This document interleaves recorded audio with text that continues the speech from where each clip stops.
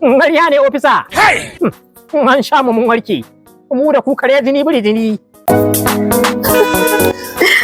Kai ƙawata ana tsula tsiya a TikTok ɗin nan. Allah gashi ni har yanzu ban fara ba. Ai kan ki fara za ki sha kallo.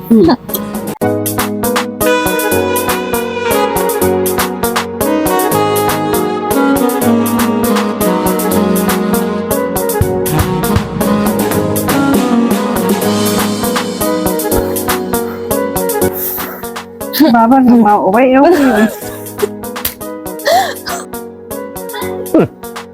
Ubanku ne dan wiwi. Kai in ka kara zaga min kanni sai na ci ubanka. Ai. Zo nan. Na ce ka zo nan.